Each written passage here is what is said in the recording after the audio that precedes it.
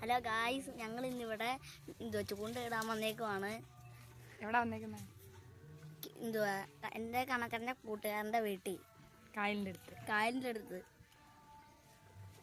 അപ്പോൾ അവൻ പറഞ്ഞ പോലെ തന്നെ നമ്മൾ ചൂണ്ടയിടാൻ വന്നതാണ് കായലിൻ്റെ അടുത്ത്. ഞാനും കണ്ണപ്പനും ബാലുവും ഉണ്ടായിരുന്നു.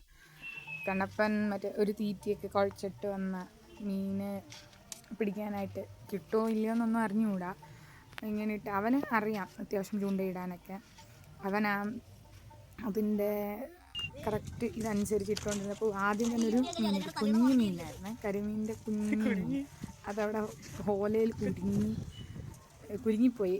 പിന്നെ പതുക്കെ അതെല്ലാം എടുത്ത് ആദ്യം തന്നെ ഇട്ടപ്പോൾ വലിയ സന്തോഷമായിരുന്നേ, നല്ല രസമായിരുന്നു. അവൻ തന്നെ അതെടുത്ത് ഇട്ട് എൻ്റെ കയ്യിൽ തന്നെ. എനിക്ക് പേടിയാണ് മീനൊക്കെ പിടിക്കാൻ, കഴിക്കാനല്ലാതെ എനിക്ക് മീനുമായിട്ട് ഒരു ബന്ധമില്ല.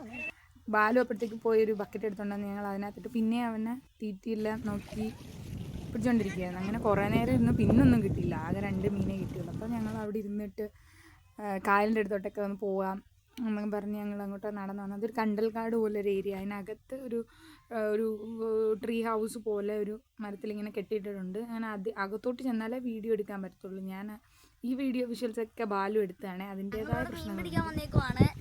ഇവിടെ ചൂണ്ടയൊക്കെ വെച്ചാൽ ഞങ്ങൾ മീൻ പിടിക്കാൻ വന്നേക്കുന്നത്.